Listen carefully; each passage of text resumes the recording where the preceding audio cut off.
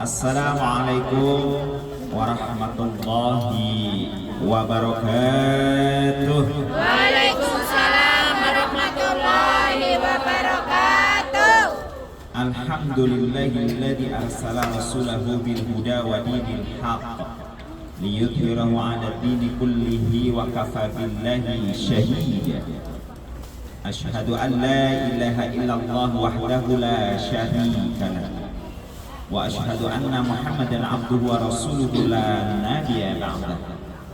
Allahumma shalli wa sallim wa barik ala sayyidina Muhammadin wa ala alihi wa ashabihi ajma'in, amma ba'du. Qala Allah ta'ala fil kitabihil karim, a'udzu billahi minasyaitonir rajim. Wabtaghi fima ataka Allahu daral akhirah wa la tansa nasibaka minad dunya wa ahsin kama ahsanallahu ilaik wa la tabghil fasada fil ardh innallaha la yuhibbul mufsidin. Sadaqallahul azim. Teman-teman, bidadari-bidadari surga yang berjalan di muka bumi yang dirahmati Allah Subhanahu wa taala. Bersyukur saya kepada Allah di hari yang penuh barokah ini. Allah memberikan kehormatan saya untuk bisa bersilaturahim dengan teman-teman semua bidadari-bidadari surga yang berjalan di muka bumi. Apa kabar semuanya? Alhamdulillah sehat. Nah, biar jawabnya tidak nyecer, kompak dan semangat, pakai yel-yel dan gerakan tangan. Alhamdulillah, luar biasa. Allah Akbar. Bisa? Oke. Teman-teman, bidadari surga yang berjalan di muka bumi, apa kabar semuanya? Alhamdulillah. Allahu Akbar. Ya, tepuk tangan yang meriah. Oh, ya, masih bisa. Baik, sebelum lanjut ke materi, posisi duduknya barisan sebelah kanan saya. Dalam posisi duduk, serong kiri, gerak. Nah, yang sebelah kiri saya dalam posisi duduk, hadap serong kanan, gerak. Nah, biar enak ya, jangan sampai nanti tenggelam habis acara ya, miring-miring terus. Teman-teman, sebagai bagian dari rahmat kasih sayang Allah kepada kita, diberikannya kepada kita modal kehidupan, bahkan semua manusia, baik yang lahir dari mukmin maupun non mukmin, baik yang terlahir dari orang kaya maupun miskin apapun, baik yang terlahir dari pejabat raja di raja maupun rakyat jelata. Semua yang terlahir ke muka bumi ini diberikan modal, disebut juga aset, potensi yang sama, gak ada yang berbeda. Laki-laki maupun perempuan dapat semuanya. Dan Allah kemudian menurunkan firman-Nya untuk kita lewat Rasul kita Muhammad sallallahu alaihi wasallam, agar kita mampu mengolah semua itu, mengerahkannya dengan sekuat tenaga untuk meraih kehidupan kita, untuk meraih karunia Allah di negeri akhirat. Nah, seruan ini dulu ya, sebelum modalnya nanti kita bahas. Seruan bahwa kita harus mengerahkan semua potensi yang kita miliki ini Allah tuangkan dalam surah Al-Qasas. Ada yang tahu surah Al-Qasas surah yang keberapa? Biasanya yang ikut program One Day One Juice itu tahu. Ya, surah Al-Qasas surah keberapa? An-Namlu Al-Qasasu Al-An Kabur Luqmanus Sajadah. Ada yang hafal? Oh, hafal nama-nama surat juga belum hafal. Ya, saya. Al-Fatihah, Al-Baqarah, Ali Imran,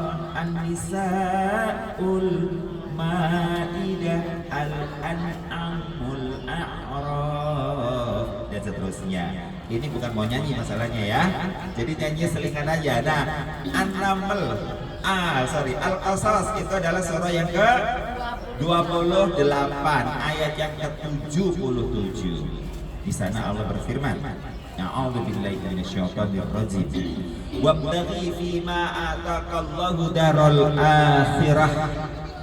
Dan kejarlah karunia Allah negeri akhirat, dan kerahkan semua potensi yang kamu miliki untuk meraih karunia Allah di negeri akhirat. Wala tansa nasibaka minad dunya, akan tetapi jangan kamu abaikan bagianmu di dunia. Wa ahsin kama ahsanallahu ilaik, dan kamu harus profesional mengelola semua potensi itu, dalam mengerahkan, dalam mengejar dengan segera semua yang kamu miliki, segera kerahkan. Tapi harus profesional. Wala tabghil fasada fil ard, dan jangan menghendaki kerusakan di muka bumi. Innallaha la yuhibbul mufsidin. Sesungguhnya Allah tidak suka, tidak cinta dengan orang yang melakukan kerusakan di muka bumi. Ini untuk bacaan ayatnya. Sekarang kita coba lihat dari kalimat atau ayat awal. Wabtaghi fima ataqallahu daral akhirah, dan kejarlah sekuat tenaga, kerahkan seluruh potensi yang kamu miliki untuk bisa meraih karunia Allah di negeri akhirat. Dalam benak pikiran kita, karunia Allah di negeri akhirat yang kita harapkan itu abadi apa? Dalam pikiran kita, karunia Allah di negeri akhirat itu apa wujudnya? Surga. Apalagi? Sudah cuma itu doang? Ridha Allah. Kalau masuk surga insya Allah sudah dapat ridha Allah.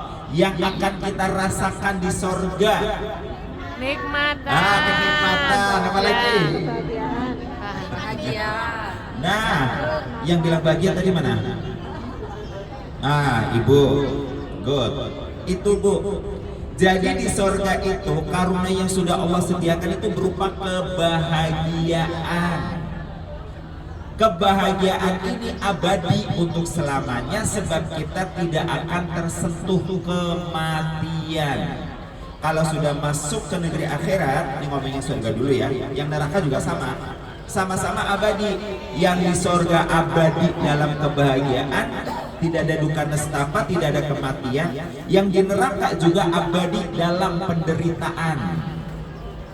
Nah, makanya nanti di surah Az-Zumar ketika Allah menggambarkan bahwa orang-orang bertakwa digiring masuk ke dalam surga berombong-rombongan, itu nanti malaikat penjaga surga datang menyambutnya.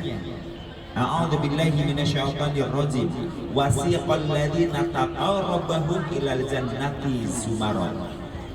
Dan orang-orang yang bertakwa kepada Tuhannya digiring masuk ke dalam surga berombong-rombongan. Ini rombongan kita, rombongan Safa dan Marwah, betul Bu? Iya kan? Ada lagunya juga tuh. Sudah pernah dengar lagu Safa dan Marwah belum? Sudah pernah dengar kisah Safa dan Marwah belum? Nanti boleh dicari. Safa dan Marwah, kisah bermula. Pernah dengar? Enggak juga. Nyanyi lah. No, ntar kebablasan jadi selamat. Selingan aja. Safa dan Marwah itu sejarahnya adalah ketika Siti Hajar berlari-lari kecil mencari air buat putra kecilnya yang bernama Ismail. Beliau lari dari satu bukit turun lagi ke bukit berikutnya. Bukit itu kelak diberi nama, yang pertama adalah Safa, yang kedua adalah Marwah. Makanya juga begitu. Safa dan Marwah, kisah bermula. Siti Hajar membawa cahaya, berlari kecil mencari air, demi anaknya menangis iba. nangis Ismail, oe, begitu. Kayak nangisnya ini. Iya, minta minum gitu ya. Karena apa? Air susu Hajar saat itu sudah tidak menetes lagi. Sekalinya diisap oleh Ismail, yang keluar adalah tetesan darah. Sehingga Ismail tidak merasa hilang kehausannya. Kembali ke pokok persoalan. Oke. Wasiqal ladzina taqarrabu ilal jannati zumara. Ketika penduduk-penduduk surga atau orang-orang beriman digiring masuk ke dalam surga berombong-rombongan, hatta idza ja'uha abwabuha, idza futihat abwabuha, ketika mereka sudah tiba di gerbang surga, pintu-pintunya sudah dalam keadaan terbuka, malaikat penjaga surga akan datang, salamun alaikum tibtum fadkhuluha khalidin. Jadi kalau ibarat kita datang ya ke suatu tempat, wah anggap saja naik pesawat, itu kan pramugari menyambut tuh, penumpang yang terhormat kami ucapkan selamat datang, selamat menikmati penerbangan bersama kami. Begitu. Nah, nanti penjaga surga suaranya lebih merdu daripada itu. Kepada rombongan Safa dan Marwah kami ucapkan selamat datang.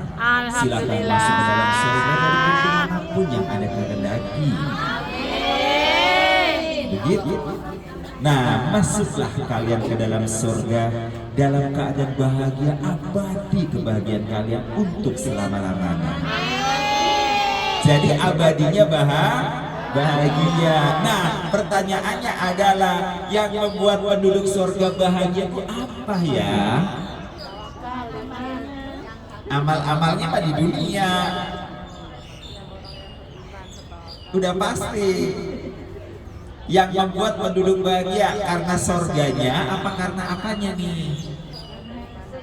Seisi surga.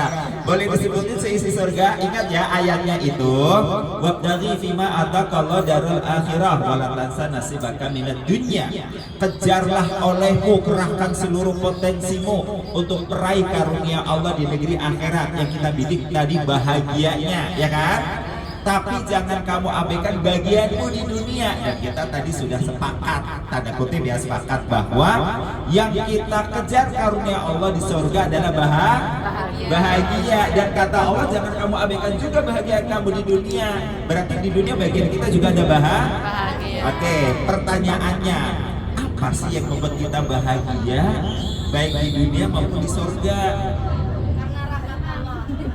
Iya, rahmat Allah betul.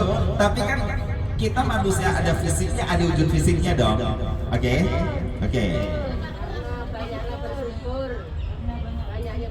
Banyak bersyukur. Jadi begitu masuk ke surga, alhamdulillah ya Allah, alhamdulillah ya Allah, cuma gitu doang. Ketika di surga, ada apa di surga yang membuat kita bahagia? Berkumpul dengan kanjeng Nabi. Cuman berkumpul dengan kanjeng Nabi doang? Itu bonus. Melihat wajah Allah, iya itu bonus. Iya, apa kenikmatannya, sebutkan. Iya, Allah ridho, betul. Wujudnya apa wujudnya? Nih di dunia, maaf. Jenengan ketika di kampung sedih, kenapa? Pengen punya tabungan 10.000 perak saja setiap bulan, gak kelakon. Akhirnya ke Hongkong dong, iya kan? Di Hongkong dapat dolar kan? Senang apa bahagia? Bahagia, senang. Lebih begitulah ya. Nah maksud saya itu apa yang kita inginkan terdapat di surga. Nah yang kita inginkan itu apa wujudnya? Ya apa aja kita minta di surga dikasih. Iya betul, buatnya di dunia wujudnya nopo di sana itu. Apa yo? Apa aja tuh? Kalau lepas angkat kedua tangan, 1, 2, 3. Lepas, 1, 2, 3. Yang tinggi. Oke. Di surga itu yang membuat atau pemicu begitulah ya kita bahagia karena di sana ada fasilitas dasar kemanusiaan kita.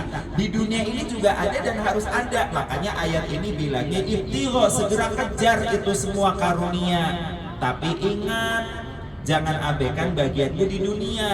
Oh, berarti di dunia ada, di surga juga ada. Iya. Dan kita harus melakukan itu. Apa itu? Sandang, pangan, papan. Betul apa laras? Yes. Kita butuhkah fasilitas dasar ini? Betul. Betul, oke. Kita butuh sandang, pangan, papan. Tapi sendirian, cengok apa bengong? Cengok. Kenapa cengok, Bu? Gak ada temennya. Nah, jadi butuh apa? Butuh teman. Teman doang nih.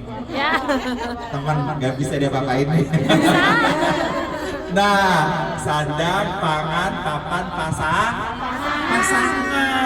Nah itu teman hidup. Nah itu makanya Allah juga ngingetin kan, jangan kamu abaikan bagianmu di dunia, karena ini nanti ada di akhirat, di surga itu ada.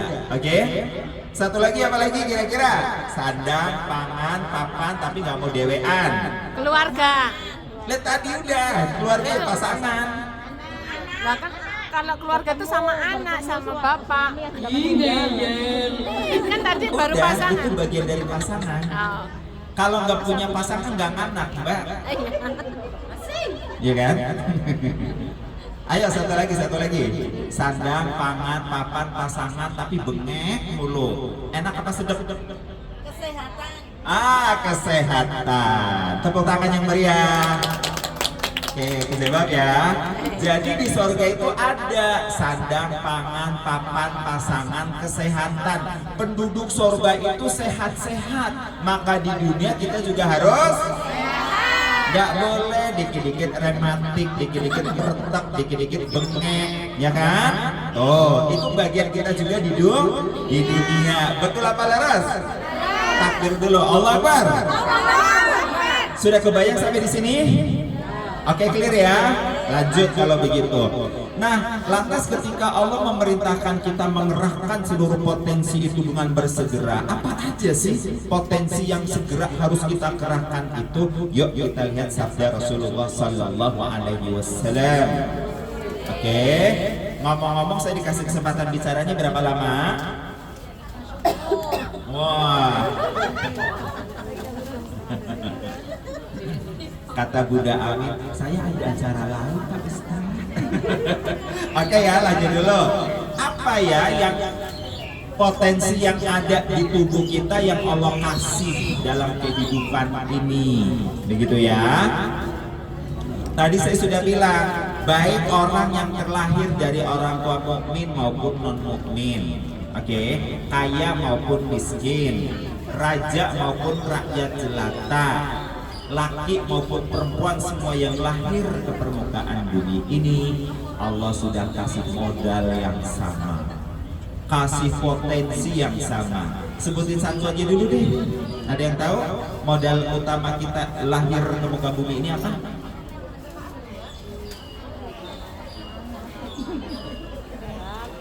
Gak punya modal. Gak punya modal. Akal boleh terima dulu satu, apalagi? Yuk berburu dengan waktu. Hitungan ketiga kalau memang betulan nggak tahu, angkat tangan kanan dan lambaikan. 1, 2, 3. Manut Pak Kiai. Manut Pak Kiai. Mudah-mudahan kiainya soleh ya dan jujur. Baik, dengerin baik-baik ya.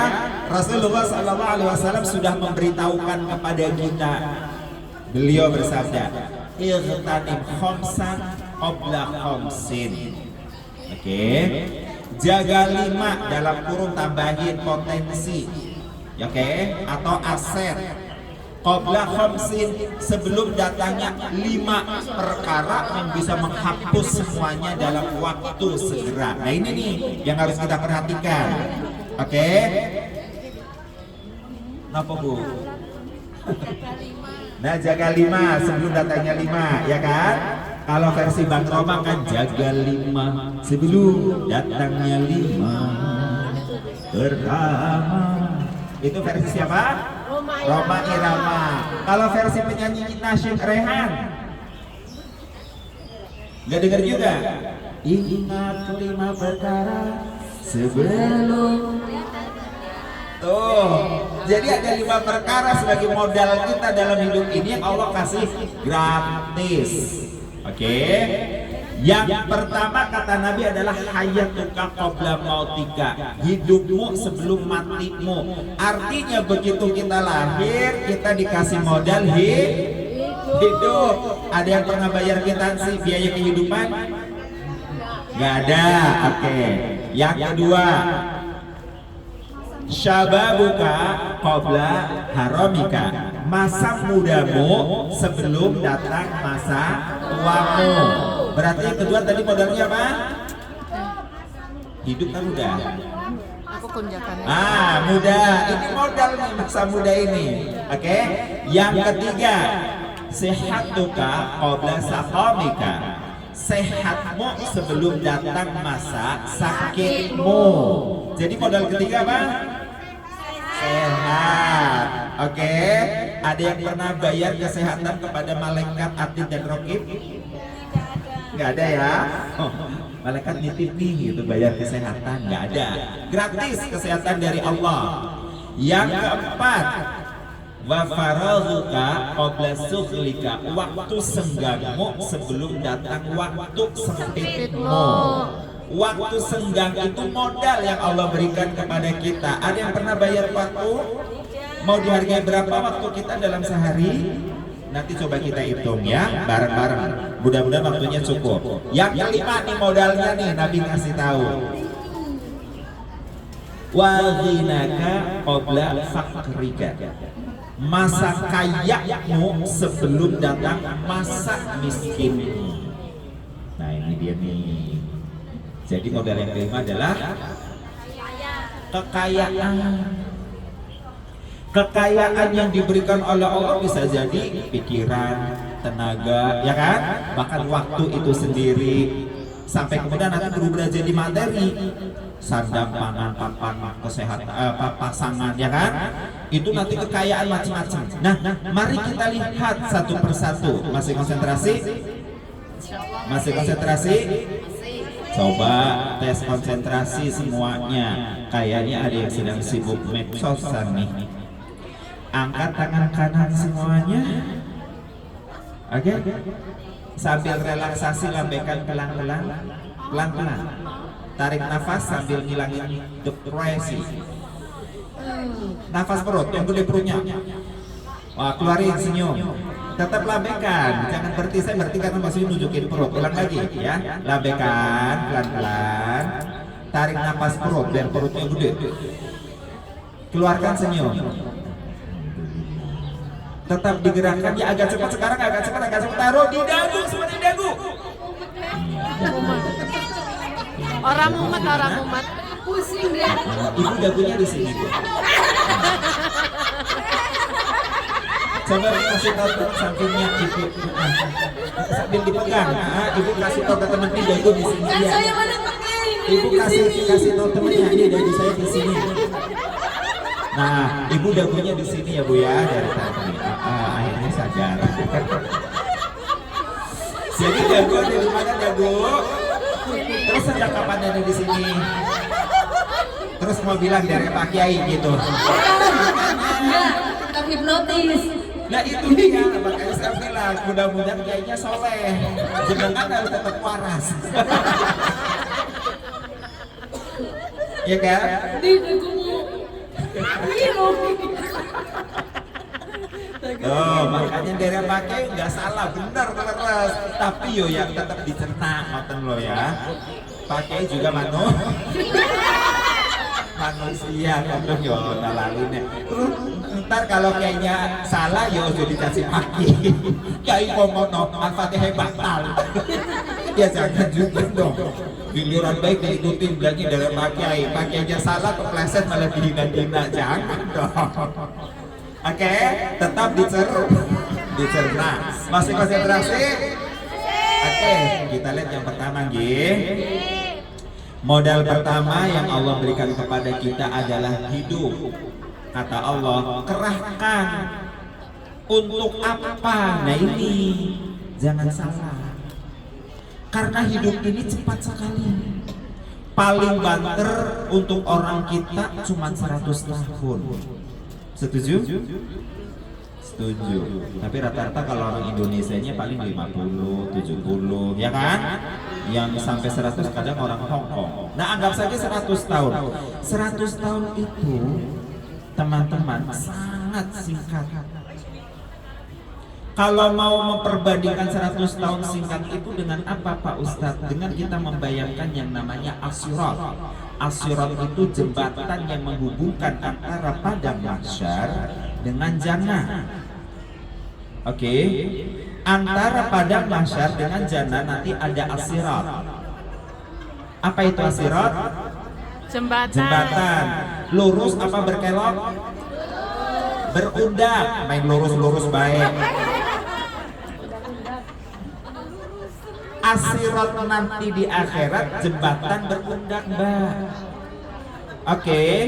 Dan dia miring, kemiringannya 90 derajat. Dia berundak, Nabi tidak menyebutkan ada berapa undagan. Dan satu undagan, satu kemiringan 90 derajat itu adalah perjalanan 500.000 tahun. Sekarang jenengan bayangkan, jembatannya ada di depan kita, miringnya 90 derajat. Kalau jenengan pirsani begini kelihatannya tegak apa lurus? Tegak kan? Bayangkan, ibaratnya kita ini anggap ya, cuman seruas jari. Nah, ini baru satu undagannya miring. Tadi jenengan bilang kelihatan lurus kan? Makanya sudah disebut As-Sirat itu jembatannya lurus apa berkelok? Lurus. Ya iyalah dia tinggi. Itu baru satu undagan, belum ada undagan berikutnya kan? Nah, anggap kita segini nih. Kira-kira kalau kita berusaha untuk naik, bakal melorot apa nyosrot? Melorot. Makanya dibilang As-Sirat itu jembatan yang licin. Ibarat titian serambut dibelah 7. Licinnya itu memang karena tampak tegak dan kita sangat kecil. Dan ingat, satu undakan butuh waktu berapa tahun? 500 apa? 500 tahun. 500.000 tahun. Nah, sedangkan modal kita di dunia cuma berapa tahun? 100. Clear sampai di sini? Singkatkan hidup kita kan? Baru dibandingkan dengan satu undakan As-Sirat. Nabi nggak ngasih tahu berapa undakannya, saya nggak tahu. Nah, tapi baru satu undakan aja 100 tahun kita ini nggak ada apa-apanya.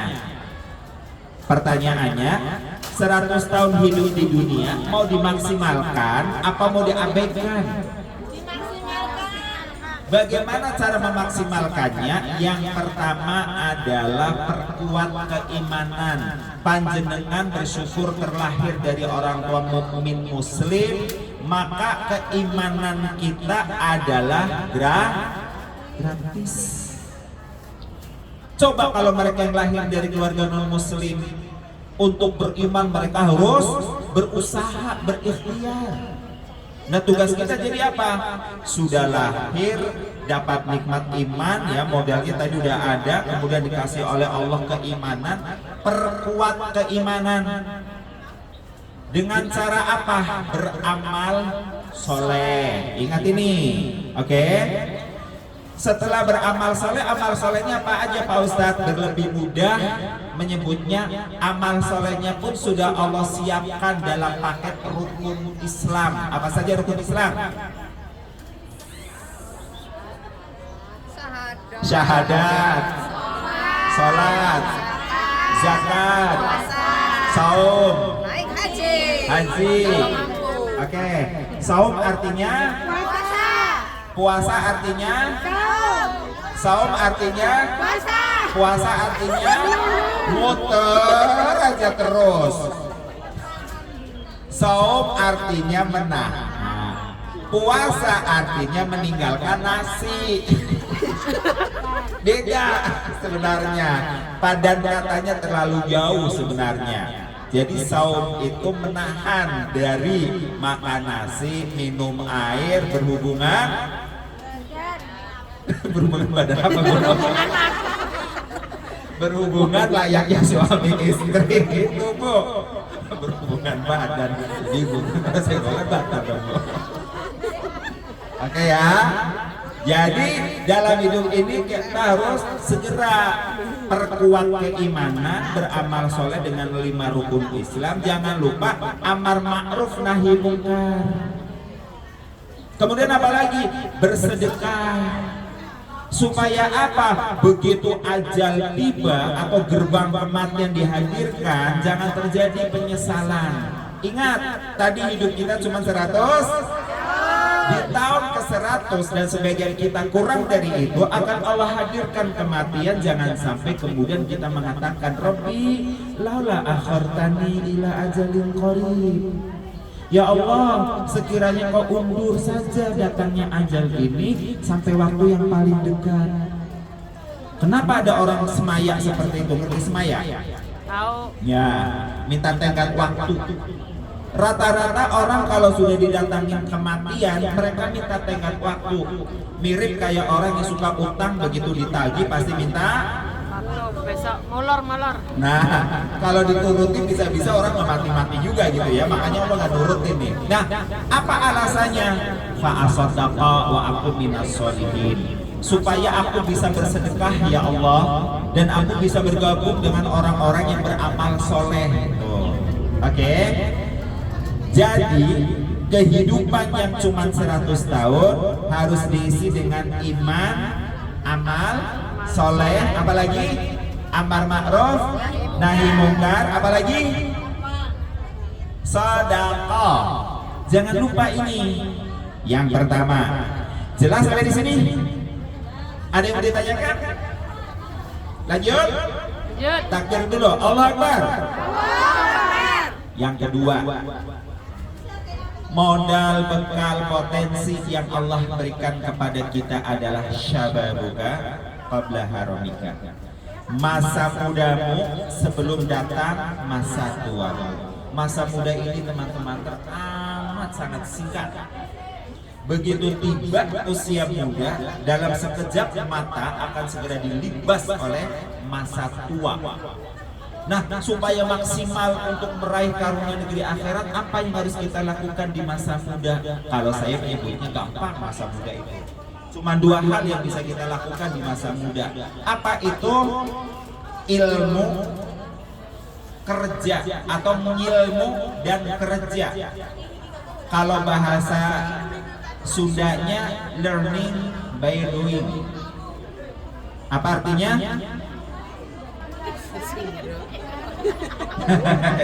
Ya boleh deh. Ya learning by doing. Belajar sambil bekerja. Nah, hati-hati nih. Kita sebelum berangkat ke sini diajarin dulu kan di agen. Ada training. Oke. Sampai sekarang masih ikut training lagi nggak? Nah, itu paket-paket kehidupan. Kehidupan muda ini jangan lupa learning by doing itu jalan terus. Maksudnya bagaimana? Ketika kita butuh melakukan satu pekerjaan, kita memang harus belajar. Tapi ingat, kalau sudah bekerja, jangan tinggalkan belajarnya. Ibarat kata, jangan seperti oknum anggota parlemen. Kalau lagi kampanye, rajin baca ayat kursi. Supaya apa? Supaya dapat nanti kursinya di gedung DPR, MPR atau DPRD. Ya kan? Kumpul sama jamaah yasinan sofa marwah. Ibu-ibu yang dirahmati Allah, saya mohon doakan saya. Mari kita bersama-sama membaca ayat kursi. Oh, jamaah baca. Dia sendiri tak bisa tanggap, tapi tampaknya serius. Amin. Ya kan? Serius. Jadi waktu nyalek, waktu kampanye, waktu pemilu rajin baca ayat kursi.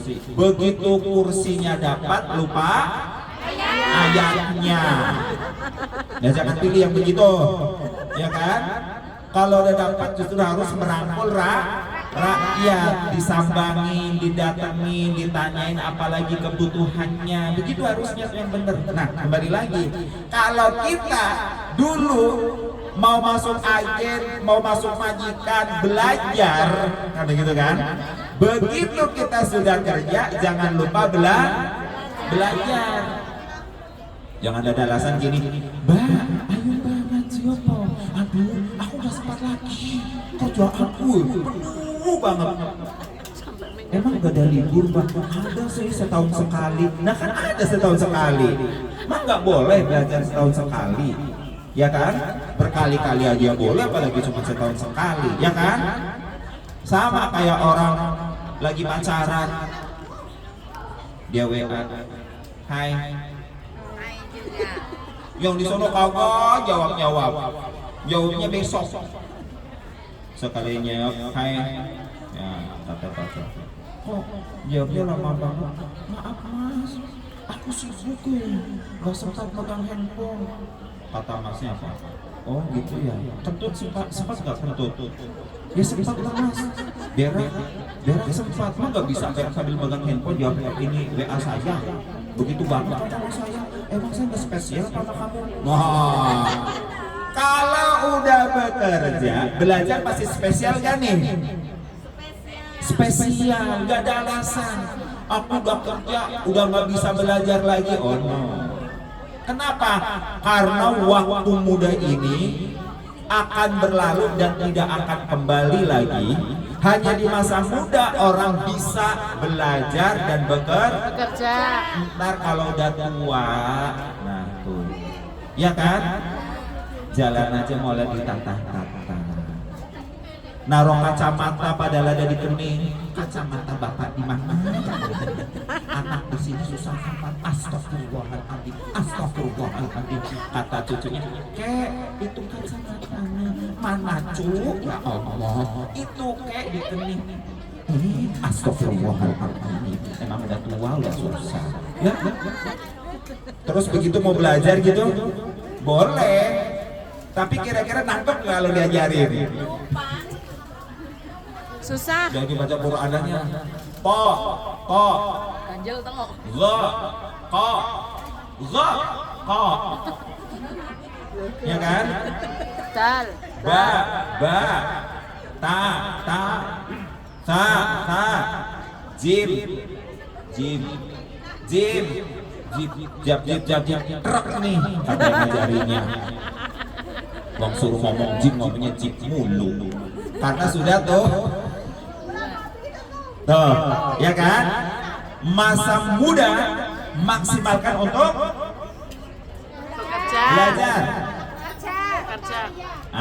Belajar dan berkarya. Nggak ada kata malas. Kenapa? Nanti kalau udah tua, udah nggak usah malas-malas, itu udah malas beneran. Udah repot, nggak bisa ngapa-ngapain. Clear sampai di sini? Lanjut? Masih semangat? Takbir, Allahu Akbar. Oh iya mantap. Ya, keberapa?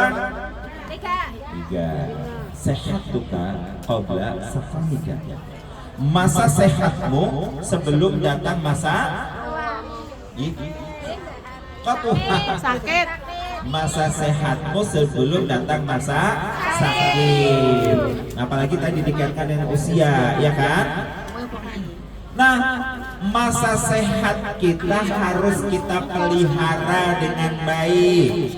Karena ada yang namanya sakit itu disebabkan penyakit menahun. Tuh, penyakit menahun biasanya apa? Penyakit yang menahun, bengek, apalagi stroke, blubrek, ya stroke sama aja blubrek. Apalagi pikun, rematik masuk nggak rematik? Masuk. Trahom, ngerti nggak trahom? Trahom nggak ngerti. Rabun ayam. Trahom namanya. Belereng. Iya kan? Ada penyakit-penyakit yang menahun. Nah hati-hati ya kan. Begitu diberi kesehatan kita harus jaga dengan sebaik-baiknya. Nah cara menjaga kesehatan yang baik, lakukan beberapa pola dalam kehidupan ini. Pertama adalah pola nggak apa-apa, pola makan. Pola hidup boleh. Apalagi? Pola berpikir. Iya bagian. Iya. Pola pikir gitu ya. Oke, baik. tidur. Belajar tidur. Oke, baik pola. Baik, kita coba sebut satu persatu. Pola hidup, yang dimaksud pola hidup itu apa yang harus kita lakukan biar selalu sehat? Makannya yang teratur. Itu udah masuk pola makan kan tadi. Di pola hidup dulu. Betul bukan? Oke, biar lebih mudah ya, saya kasih bocoran. Pola hidup itu sering disebutkan, digunakan untuk menyebut gaya hidup. Oke, selagi sehat, hidup jangan kegayaan. Biar dibilang keren, dibilang gaul, kemudian rokok. Pus. Oke, itu namanya gaya hidup. Minum minuman keras. Itu ada kelas-kelasnya apa nggak ada? Ada. Ada kelas AO. Itu apa AO? Keras rakyat, arak obat. Tapi kalau sudah namanya white, kelasnya kelas atas. Itu namanya pola hidup. Kemudian makan maunya terus yang bermerek. Ada istilah junk food, fast food, ya kan? Tuh, hati-hati. Pola hidup. Pola makan, makannya halalan, thayyiban, yang halal dan baik. Nah, yang ketiga nih, pola aktivitas. Aktivitas itu tadi pola tidur, pola pikir, pola aktivitas. Jangan lupa olahraga. Pola aktivitas. Aktivitas seorang mukmin dalam 1 kali 24 jam itu dibagi waktu-waktunya. Ada waktu untuk orang lain, ada waktu untuk diri sendiri, ada waktu untuk Tuhannya. Olahraga termasuk waktu bersama orang lain apa diri sendiri? Sendiri, me time. Salah satu me time adalah olahraga. Maka saya ingin nanya, siapa yang dalam 3 hari ini sudah berolahraga? Angkat tangan. 1, 2, 3. Setiap hari karena jalan kaki begitu. Nah, jalan kakinya jenengan buru sayuran apa buru masakan? Buru sayuran ke pasar, Pak. Jalan ke pasar. Perhatikan baik-baik, yang namanya olahraga itu adalah sebuah aktivitas atau gerakan dengan maksud tertentu. Dalam hal ini sehat, membentuk tubuh, ingat ya, dilakukan secara teratur dan berulang-ulang. Di sini ada nawaitu. Jenengan dorong bayi nawaitunya biar bayinya jalan-jalan apa jenengannya sehat? Ini dulu yang jelas, oke? Bukan nggak boleh jalan kaki, buru waktu ke pasar boleh, itu bagian dari olahraga. Tapi ingat, itu kan baru menguatkan betis, paha dan kardiovaskular, otot jantung. Emang otot ketek jenengan nggak perlu kuat. Emang getah bening mau jenengan biarkan saja numpuk di bawah ketiak. Getah bening kalau tidak dialirkan, 1 dari 2 bisa memberi kontribusi kanker payudara atau kanker paru-paru. Pilih yang mana? Nggak pilih. Innalillahi, nggak pilih olahraga sama sekali. Pilih Kan olahraga. tadi saya bilang kalau nggak digerakkan bisa ada 2 kemungkinan bakal berkontribusi menjadi pemicu kanker payudara atau kanker paru-paru. Saya tanya pilih mana? Gak ada yang dipilih. Olahraga, olahraganya gampang. Nih, menghindarkan pemicu kanker payudara dan kanker paru-paru. Jenengan sambil dorong bayi kan gak dorong terus dong, misalnya. Di setel dulu dong remnya, ya kan? Ya. Direm dulu, dicagak dulu, sambil nyagain bayi kan bisa. Tuh, 2. Ya nggak usah 1, 2, 1, 2 kali. Ya kenapa? Supaya getah bening yang ada di bawah ketiak tidak mengendap. Oke? Nah, beda lagi. Pak Ustadz, tips agar tidak terkena kanker payudara, ada yang tahu? Ya. ya, mana yang tahu angkat tangan? Nggak tahu. Beneran. Jadi jenengan nggak pernah terapi pribadi gitu masih menjaga kesehatan? Jalan arah jarum. Iya, gimana? Bagian payudara. Oke, karena saya cowok saya praktekkan. Nih, jenengan uyek-uyek. Oke. Terus 3 kali aja setiap hari. Oke. Ini mencegah terjadinya kanker payung. Itu bagian dari harus bisa meses diri sendiri, jangan ketergantungan sama orang lain. Itu namanya menjaga kesehatan.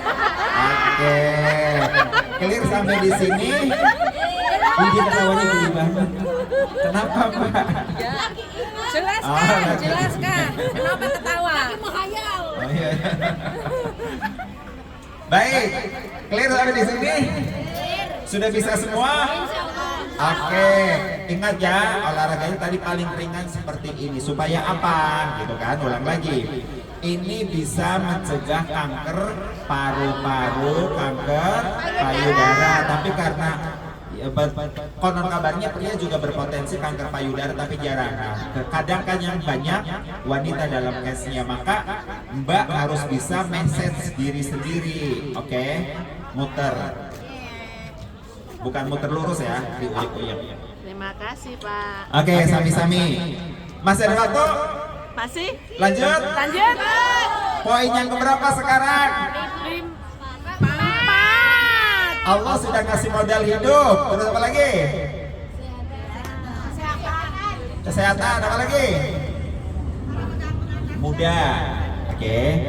Allah ngasih modal kepada kita. Monggo dari akan waktu luang. Nah, waktu luang ini bisa jadi tipuan kalau kita tidak segera gunakan untuk kemanfaatan. Makanya Nabi menyebutkan al-waqt kasyayf, waktu itu seperti pedang. Jika kita tidak menggunakan dengan baik, maka dia bisa memenggal leher kita. Sekarang mari kita coba hitung, biar kita tahu, oh ternyata kalau waktu luang tidak digunakan saya akan rugi ya, gitu. Siap untuk berhitung? Ada yang handphonenya bisa disiapkan untuk kalkulator? Oke, coba siapkan dulu handphonenya untuk kalkulator. Oke, ayo waktu bergerak cepat. 1, 2, 3, udah? Oke. Mari kita lihat dulu. Dalam sehari ada berapa jam? 24 jam kita breakdown jam menjadi menit. Berarti 1 jam ada berapa menit? 60 menit. Kita breakdown lagi dari menit menjadi detik. 1 menit ada berapa detik? 60 detik. Oke. 1 detik kita hargakan dengan rupiah. Setuju? Setuju? Oke. Dan biar kita semakin yakin bahwa setiap detik yang berlalu itu sangat berharga, kita akan kasih harga dengan angka rupiah yang cukup lumayan. Anggap 1 detik itu kita hargain argonya 100.000 rupiah. Setuju? Oke, ini bisa waktu kosong ya, waktu luar nih. Kalkulator udah boleh disiapkan. 1 detik adalah 100.000. Ketik 100.000. Oke, kalau 1 detik adalah 100.000, maka 1 menit 100.000 kali 60. 60 dong. Kali 60 Mbak. 6.000. Ya, oke. Berapa Mbak yang bener nih? 100.000 kali 60. 6.000. Oke. Kali menjadi 1 jam berarti kali berapa lagi? 60.000 kali 60 lagi. Tulis. 1 jam berapa jadinya? 360.000. Dalam sehari ada 24 jam, oke? Kali 24 berapa coba?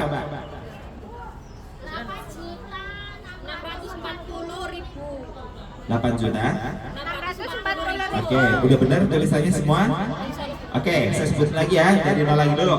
Kalau 1 detiknya 100.000, maka 1 menit adalah 6.000 gitu ya. Kemudian 1 jamnya menjadi kali 60, 360. 6.000 kali 60, jadi 360.000, benar? Oke, 1 hari jadi 8.000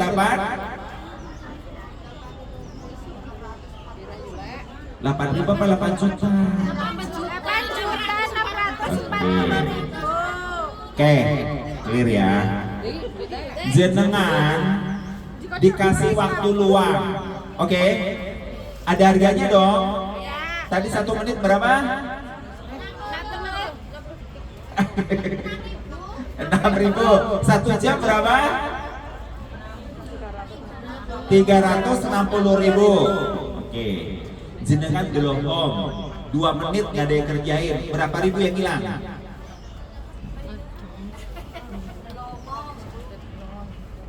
Dua menit, jenengan cuma celongok doang, nggak ngapa-ngapain, berapa duit yang hilang? 1 menit 100.000, 2 menit berarti 200.000. Jenengan hilang uang 200.000 jatuh dari dompet, jenengan bilang ah biarin aja atau dicari? Dicari. Sehari waktu kita nih luang kosong, anggap harganya tadi 86 juta. Nah jenengan punya uang di dompet hilang 86 juta. Jiprak-jiprak apa kaget-kaget? Tapi kalau hilang waktu Nggak terasa. Oke, paham sampai di sini ya. Jadi waktu senggang itu harus segera digerakkan dengan kegiatan-kegiatan, terutama yang baik, supaya apa? Tidak hilang waktu kita. Sekarang yang kelima, terakhir, penutup. Masih konsentrasi? Oke, dikit lagi. Yang terakhir adalah wa ghinaka qabla fakrika. Oke, siapapun kita, semiskin apapun kehidupan kita, pasti punya pakaian lebih dari 1 lembar. Betul apa laras? Terus mau bilang miskin? Ya kan? Nah berarti jenengan kah? Kaya. Tuh dulu juga ada lagunya tuh, Qasidahan. Walau hidupku miskin papa punah, orang bilang termiskin di dunia. Ya kan? Terus apa? Masih bersyukur ku punya ruku untuk sembahyang. Oke? Jadi orang miskin itu kalau dia tidak, ayo, orang miskin itu kalau apa? Orang miskin itu kalau apa? Oke, kalau ditanya orang miskin nggak bisa jawab, kita kembali ke hadisnya. Oke, wal ghinaka qabla fakrika, dan masa kayamu sebelum datang masa miskinmu. Orang disebut kaya ketika dia apa? Mampu. Udah kan tadi dibahas semua itu. Ini lagi babnya bab materi yang ada. Oke, ulang lagi. Kalau jenengan punya pakaian lebih dari 1 lembar berarti jenengan Kaya.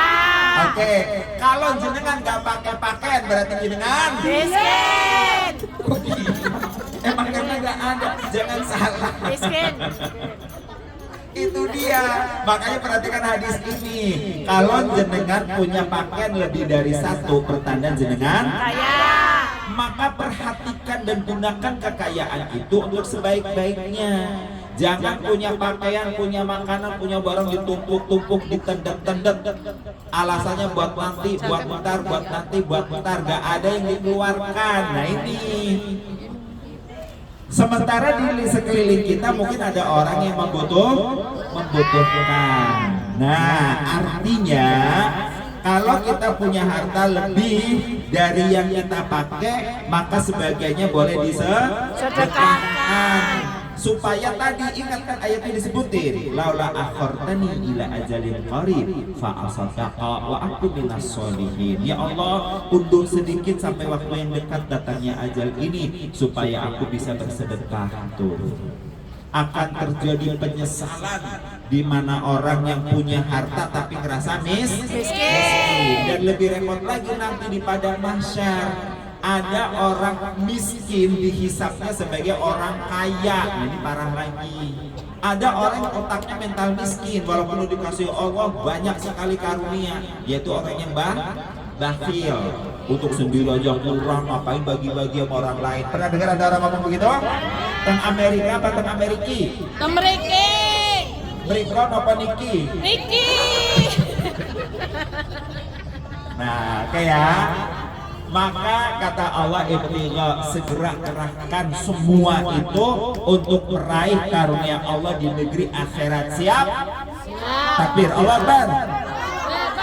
Baik, penutup sebelum saya terlupa dan pamit. Kemarin saya teleponan dengan putri saya yang kedua dan dia bilang salam buat tante-tante yang ada di Hong Kong. Waalaikumsalam. Putri saya namanya Balqis Nidaul Haq. Yang kedua, salam dari Dr. Kurniasih Mufidayati. Pertama, jaga kesehatan, tetap semangat dan profesional dalam bekerja. Yang kedua, di era pemilu seperti ini jangan golput. Yang ketiga, beliau mohon doa. Mudah-mudahan ikhtiar beliau untuk kembali mengiringi kerja-kerja panjenengan dari sisi hukum di parlemen tetap berjalan lagi, dan juga mudah-mudahan beliau bisa mendampingi presidennya siapapun yang ada di sana kelak, khususnya jika presidennya adalah Amin, Anies dan Muhaimin. Itu permohonan doa beliau kepada kita semua. Ini yang bisa saya sampaikan. Mohon maaf kalau ada kekurangan dan kehilafan. Ngapunten sedaya nggih. Sehat selalu nggih. Allahumma muwaffiq wa aqwamit thoriq. Billahi taufiq wal hidayah. Wassalamualaikum warahmatullahi wabarakatuh.